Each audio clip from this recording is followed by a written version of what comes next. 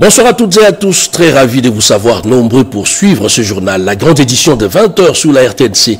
Tout de suite, les titres. Sommaire.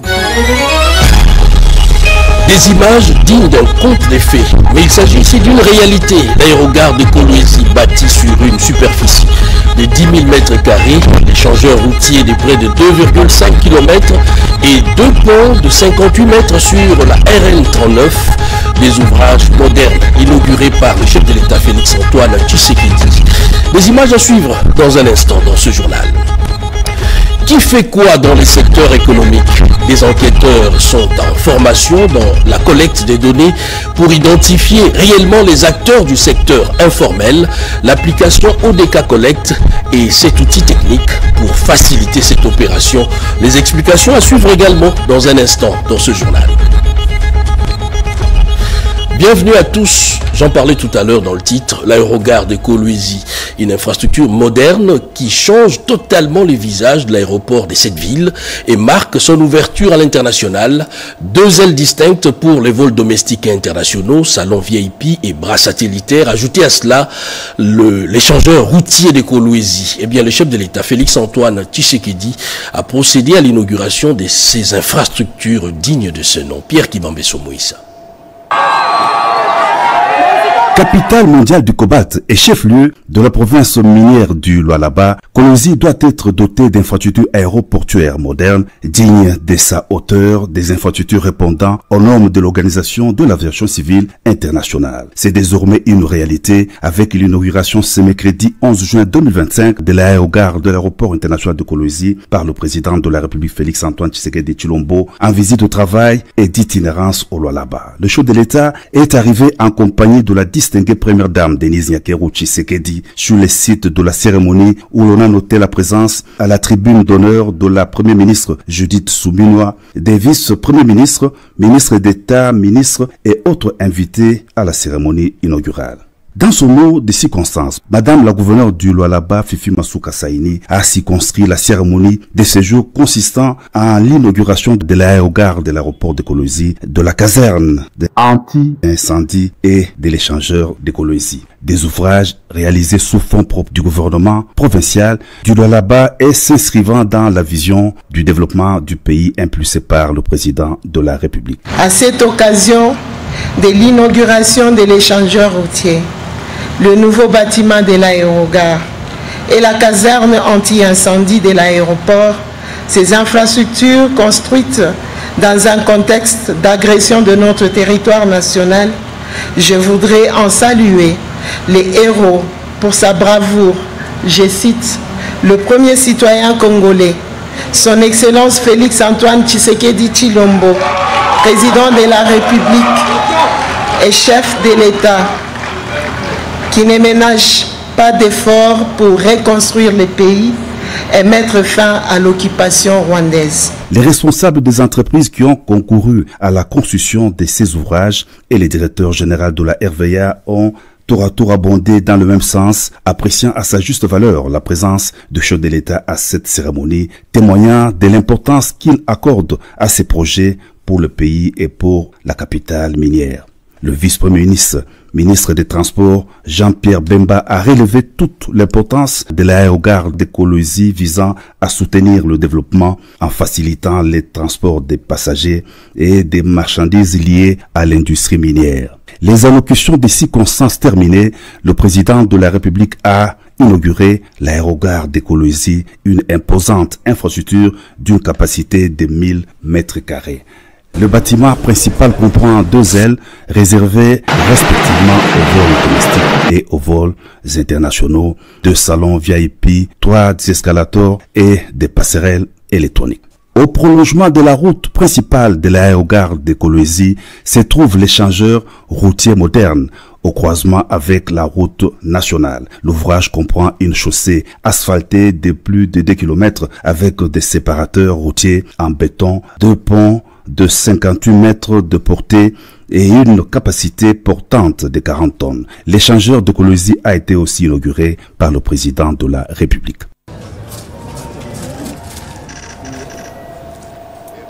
Les inaugurations s'enchaînent. Kolwezi d'hier est différent d'aujourd'hui. Le chef de l'État a inauguré également la direction provinciale des recettes. D'autres précisions dans ces reportages de la presse présidentielle. Suivez. Depuis son arrivée dans la province du Lualaba, le président de la République, chef de l'État, Félix-Antoine Tshisekedi Tshilombo, enchaîne des inaugurations. À Kolwezi, le chef de l'État a inauguré le nouveau bâtiment des impôts, suivi de celle de l'hôpital moderne de la ville et enfin de l'aérogare de la ville. Premier arrêt, la direction provinciale des impôts et des recettes non fiscales. L'imposant bâtiment de 3 niveaux s'étend sur plus de 3400 mètres carrés avec 62 bureaux, 9 salles de réunion et un espace sécurisé pour les archives. En présence du président de la République, les autorités provinciales ont souligné le rôle stratégique de cette infrastructure dans la mobilisation des recettes. Que ce bâtiment incarne la compétence, la discipline et l'exemplarité. Aux citoyens, j'ai dit tout simplement, rendez à César ce qui est à César. Que vive le Lualaba, que vive la République démocratique du Congo, que vive son Excellence, Monsieur le Président de la République démocratique du Congo, que Dieu bénisse toute la RDC. Je vous remercie.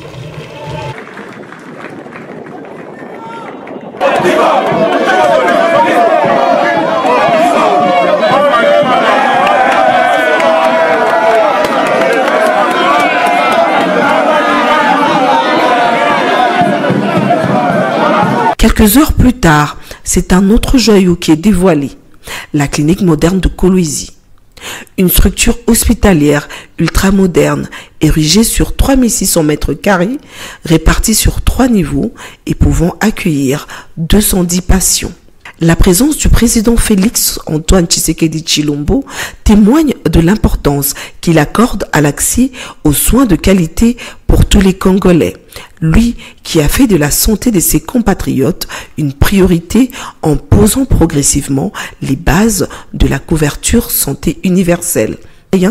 Avec le soutien direct du président Félix-Antoine Tshisekedi, le Lualaba confirme son rôle de locomotive du développement national. Les défis restent immenses, mais une vérité mérite d'être affirmée avec force. Nous ne sommes plus là où nous étions hier. Le système de santé congolais, malgré les vents contraires, se reconstruit. Et il avance plus vite et plus solidement qu'il ne l'a fait depuis plus d'un demi-siècle. Depuis son arrivée lundi, le président Félix-Antoine Tshisekedi multiplie des inaugurations et marque de son empreinte une tournée de terrain axée vers l'action et l'impact concret sur la vie des Congolais. Et dans un autre chapitre, la Chambre haute du Parlement a examiné et adopté les projets de loi portant régime spécial de sécurité sociale des agents publics de l'État. Janine Kalinga et Gilles Ompiana est bienvenue au salon signé. Ces reportages suivent. Au cours de sa séance plénière du 11 juin 2025, sous la conduite de l'honorable président Jean-Michel Samalukonde Kenge, le Sénat a examiné et adopté 2 projets de loi.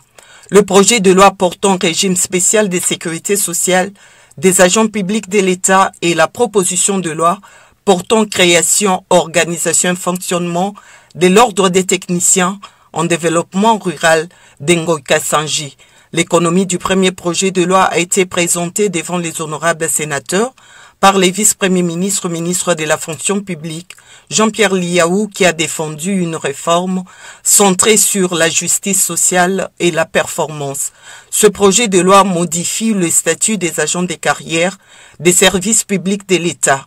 Le ministre Liaou a mis l'accent sur cette réforme visant à instaurer une fonction publique plus équitable, performante et adaptée aux défis contemporains. Il a souligné la nécessité de remplacer l'actuelle notation par une véritable évaluation régulière des compétences et des performances en phase avec une gestion axée sur les résultats. Suivant cette réforme, chaque agent devra se soumettre à une évaluation triennale débouchant sur des décisions en matière de formation continue désormais obligatoire.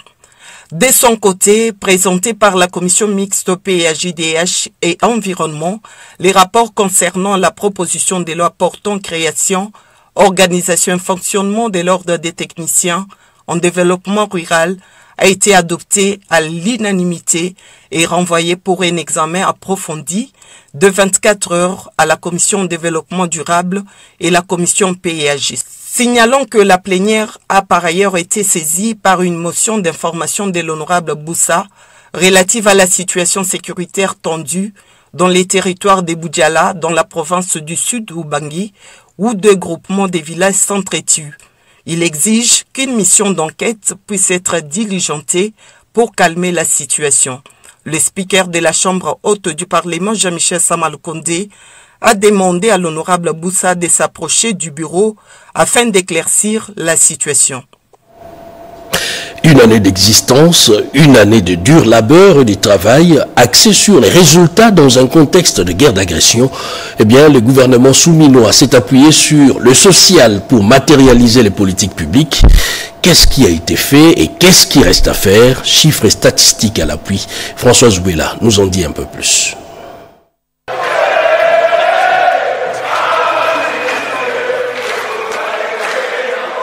12 juin 2024, après la longue nuit de débat à l'Assemblée nationale autour du PAG, les élus légitimes du peuple votent à une majorité écrasante le programme d'action du gouvernement, accordant ainsi la confiance à l'équipe souminois investie.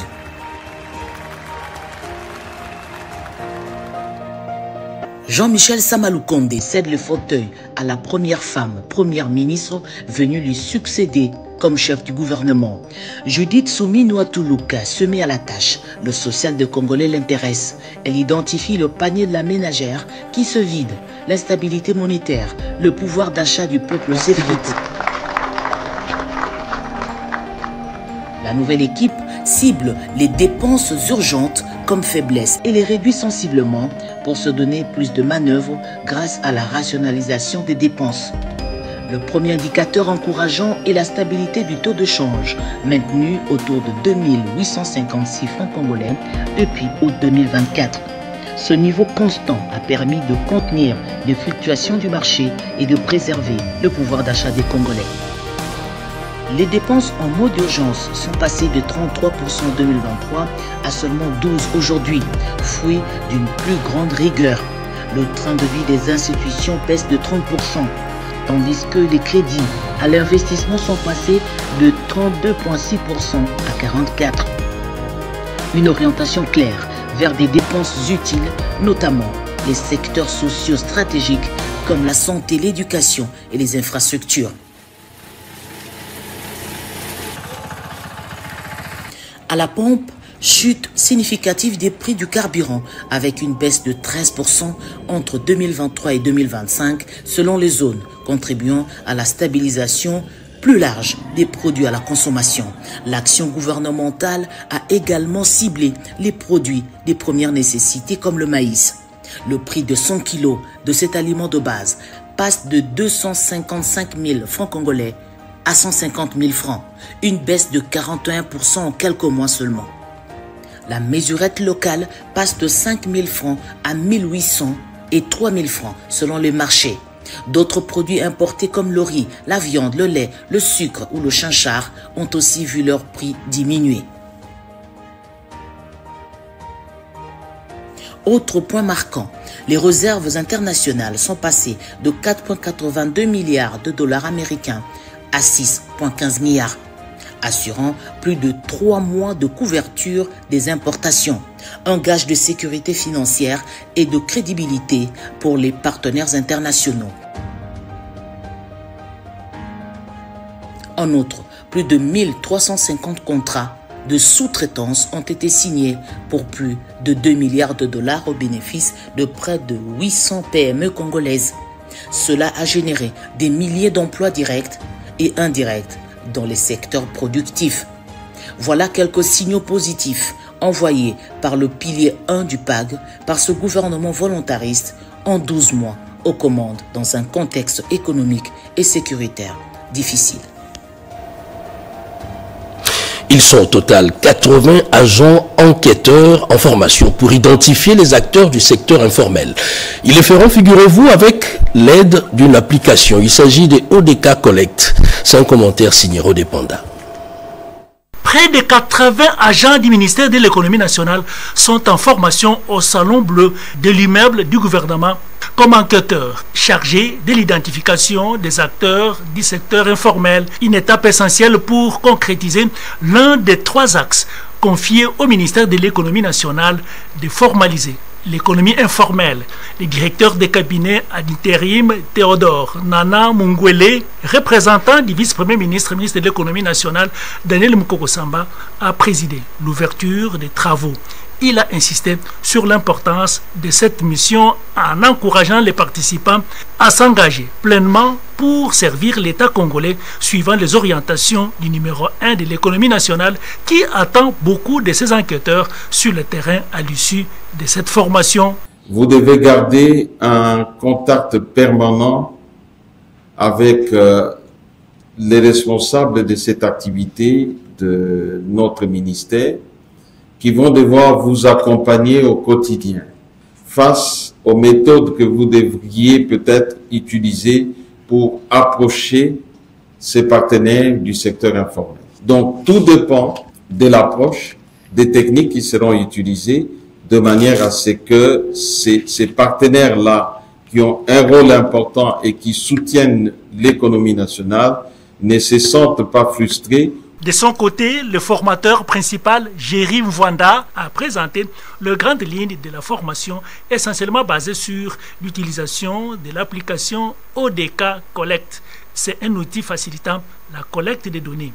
Kinshasa, la capitale de la RDC, a été choisie comme ville pilote dans le cadre de la mise en pratique de la formalisation de l'économie. Et la 18e session des États partis à la Convention relative aux droits des personnes vivant avec handicap qui s'est tenue à New York aux États-Unis appartient désormais à l'histoire. C'était un moment unique pour la RDC, représenté par la ministre déléguée en charge de personnes avec handicap, et présenter les avancées enregistrées dans l'amélioration des conditions de vie des handicapés. Suivez. La République démocratique du Congo a réalisé des avancées significatives en matière d'inclusion sociale et de protection de la personne vivant avec handicap. C'est ce qui a rappelé la ministre en charge de personnes vivant avec handicap à New York aux USA.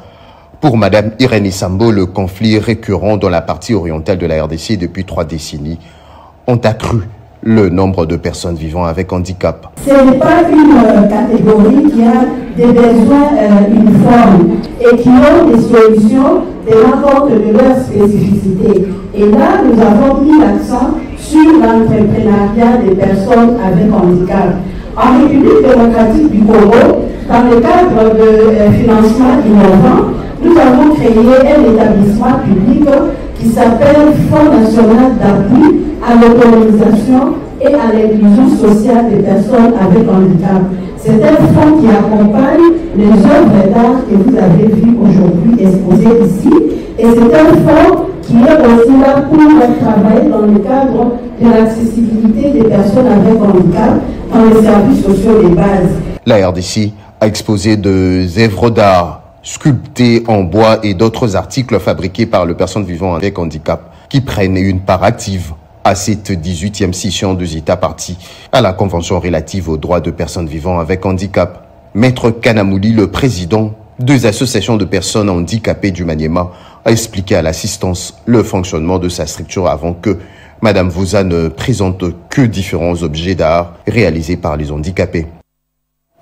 Les PME, élément essentiel dans la création de la classe moyenne, et il faut plus de financement. Justement, dans le cadre du projet Transforme, une série de formations a été organisée à l'intention des micro-entrepreneurs. Mireille Ndeke. Ayant pour mission de renforcer les capacités de MPME et développer l'écosystème entrepreneurial congolais, le gouvernement, à travers le projet Transforme avec l'appui de la Banque mondiale, a initié depuis le mois de mars une série de formations dénommées formation à initiative personnelle, une formation de type psychologique visant à changer les comportements de micro-entrepreneurs souvent butés face à plusieurs contraintes. La formation à l'initiative personnelle travaille essentiellement sur la mentalité qui va challenger le comportement de la femme micro-entrepreneur, en la dotant par exemple des 3 éléments importants qui sont premièrement l'autodétermination, la résistance face aux obstacles et troisièmement, nous travaillons sur la projection vers l'avenir. Dans cette série de formations de MPME figurent des classes spéciales pour des personnes vivant avec handicap, particulièrement les femmes micro-entrepreneurs malentendantes, et ce, dans le cadre de l'inclusion sociale. Je suis une couturière. J'ai déjà eu mon brevet. Cette formation est bénéfique pour moi pour renforcer mes capacités. Je suis dans la restauration. Je compte devenir un grand cordon bleu dans l'avenir. Cette formation me permet d'atteindre mes objectifs et à m'aider à enrichir mes connaissances dans la restauration. Il s'est de noter que la FIP tient à sa fin. La prochaine étape va consister à l'élaboration d'un plan d'affaires simplifié. La paix sociale règne à l'Agence pour la promotion des classes moyennes congolaises, à Procem. Eh bien, la présidente du conseil d'administration de cette agence, Gisèle Kayembe, a échangé avec les bancs syndicales. Images et commentaires. C'est jeudi 12 juin 2025, dans son cabinet de travail à Kinshasa, Madame Gisèle Kayembe, présidente du conseil d'administration de l'Agence pour la promotion de classes moyennes congolaises, a reçu en audience la délégation syndicale de cette structure. Il s'agissait d'une part pour le délégué syndical de présenter leur civilité en tant que banc syndical et d'autre part de soumettre officiellement un cahier de charges à la présidente. Nous entendons de vous un résultat satisfaisant pour l'ensemble de tous les agents et cadres de la Procem. Gisèle Kayembe s'est montrée pleinement à l'écoute des préoccupations exprimées. Elle a salué l'initiative du syndical et promis toute son implication ainsi que celle du Conseil pour une prise en compte effective des doléances formulées conformément aux orientations du ministre national de l'Industrie et du Développement de petites et moyennes entreprises, Louis Watum Kabomba, et dans l'esprit de la vision du chef de l'État Félix-Antoine Tshisekedi Tshilombo. Nous avons été impressionnés par le degré d'accueil des propositions, des solutions que le pourra, à partir du conseil d'administration, arriver à donner certaines solutions. La présidente du conseil d'administration a été honorée par un groupe d'étudiants en voie de reconversion vers l'entrepreneuriat. Lui ont offert 2 présents, dont un portrait symbolique. Fidèle à son engagement en faveur de jeunes et de l'entrepreneuriat, Madame Kayembe a prodigué des conseils pleins de sagesse à ses hôtes, les exhortant à persévérer pour devenir de véritables acteurs du développement économique congolais. Des produits made in DRC en Italie, c'était à la foire McFruit 2025 et les fonds sociaux de la République et d'autres services tels que l'Office congolais de contrôle, l'ANAPEX, étaient également présents. C'est un commentaire de Dichala. Rimini, une des grandes villes de l'Italie, a abrité dernièrement les travaux de la 42e édition de la foire agricole sur les produits et légumes McFruit 2025. Cet événement a réuni plusieurs opérateurs économiques du secteur agricole venus de partout à travers le monde afin de partager les connaissances, des réflexions approfondies avec des entreprises italiennes qui opèrent dans le développement des chaînes de valeur agricoles. Il s'agit pour la République démocratique du Congo qui y a participé d'une riche expérience en termes de transformation, d'équipement, de formation, en métiers innovants, d'emballage et d'assurance de qualité en normes. Outre le Fonds social de la République démocratique du Congo, qui a marqué sa présence par une brillante intervention sur le programme de transformation de l'agriculture présenté par le professeur Ntoto Roger, lequel programme s'inscrit dans le cadre de l'initiative présidentielle consacrant la revanche du sol sur le sous-sol en République démocratique du Congo, avec l'objectif d'améliorer la qualité du capital humain des agriculteurs, des femmes et des jeunes en l'occurrence, et ce à travers la création d'emplois décents, le développement des compétences dans les métiers agricoles innovants au sein de la chaîne agricole.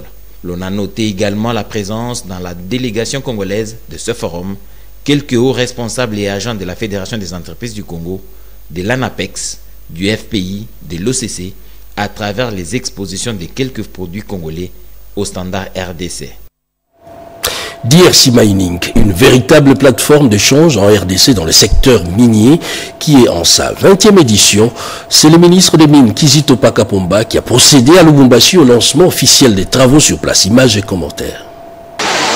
Le ministre des Mines, Kizito Pakabomba, a ouvert solennellement la 20e édition de la DRC Mining Week, ce 12 juin 2025 à Lubumbashi. Ce rendez-vous stratégique pour les acteurs nationaux et internationaux du secteur extractif se tient cette année sous le thème 20 ans à façonner le secteur minier de la RDC. Dans son discours inaugural prononcé devant une audience prestigieuse composée des représentants gouvernementaux, diplomates, opérateurs miniers, partenaires et investisseurs, le ministre a salué 2 décennies de progrès marqués par la structuration du secteur, la croissance économique et l'essor des infrastructures énergétiques et industrielles. La RDC est aujourd'hui le premier producteur mondial de cobalt et le deuxième du cuivre, mais ses ressources sont épuisables. Nous devons les exploiter de manière responsable pour le bien-être socio-économique de la population, a-t-il déclaré, soulignant l'urgence de promouvoir une gouvernance minière éthique, transparente et durable. Cette édition 2025 s'inscrit dans le cadre de la vision du président de la République, chef de l'État, son Excellence M. Félix-Antoine Tshisekedi Tshilombo, pour qui la bonne gouvernance minière est un levier stratégique de développement durable. La tenue de cette édition jubilaire, dans un contexte marqué par une agression barbare à l'est de notre pays, motivée par la convoitise de nos ressources naturelles, est une preuve éclatante de la résilience du peuple congolais. Kizito Pakabomba a enfin encouragé un dialogue permanent entre les gouvernements, les investisseurs, la société civile et les communautés locales pour bâtir un secteur minier moderne, équitable et résilient avant de déclarer ouverte la 20e édition de la DRC Mining Week. Et justement, parler de DRC Mining, c'est sublimer en quelque sorte cette belle expérience dans le mining en RDC. C'est aussi, dans une certaine mesure, de l'emploi dans l'agro-business. Suivez. Les gouvernements de la République démocratique du Congo a pris une option économique tournée vers la diversification de l'économie nationale. Il s'agit de jeter les bases solides pour permettre d'autres secteurs économiques de monter à puissance aux côtés des activités minières. Agrico a une expérience en la matière. Un total de terres arabes, c'est 30 000 hectares. Et alors, à côté de ça, on a 4 minoteries. Une minoterie à Kinsévéré, une minoterie à Kolwezi, une minoterie à Nikasi, à Kakontoué, et une minoterie à Lubumbashi. Alors, ces minoteries ont des capacités réunies de 850 tonnes par jour.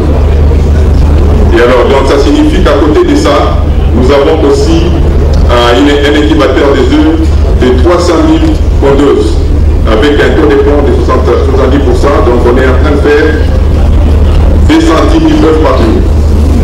Et donc le paquet global représente justement donc, les actifs agricoles. Cette année, on a fait donc 2000 hectares. Nous sommes en train de préparer une campagne pour l'année 2025-2026 pour faire 5000 hectares. Mais nous sommes ouverts à d'autres partenaires qui peuvent venir travailler avec nous parce que nos terres, ce sont nos terres très riches et qui sont dans des endroits bien accessibles par rapport aux routes et les voies d'évacuation. Il faut signaler que le besoin en maïs représente près de 600 000 tonnes rien que pour la province du Haut-Katanga et du Lualaba. La santé au cœur de la 12e session de la conférence de gouverneurs à Kolwezi. Le ministre de la Santé, Roger Kamba, a mené plusieurs activités sur place à Kolwezi. Robert Ndaye, Christelle Ouindoula et Turbo Timanga sont sur place. La République démocratique du Congo, sous le leadership éclairé du président de la République, Félix-Antoine Tshisekedi Tshilombo, a connu une série d'inaugurations des hôpitaux de référence à travers le pays, marquant une avancée significative dans le secteur de la santé. Parmi ces établissements hospitaliers figurent le centre hospitalier Félix-Antoine Tshisekedi Tshilombo à Lubumbashi, l'hôpital général de référence de la Mouya à Mbujimaï, l'hôpital du Kanchati, l'hôpital de référence de Kinshasa et tant d'autres à travers le pays. À Kolwezi, dans la province du Lualaba, là-bas, l'inauguration de la clinique moderne reste un moment marquant dans le cadre des efforts du président de la République, Félix-Antoine Tshisekedi Tshilombo, pour transformer le paysage sanitaire de la République démocratique du Congo. La clinique moderne du Lualaba est équipée avec les équipements technologiques médicaux de dernière génération et selon le ministre de la Santé publique, Dr Samuel Roger Kamba, cette clinique est en voie de devenir un pôle d'excellence en santé.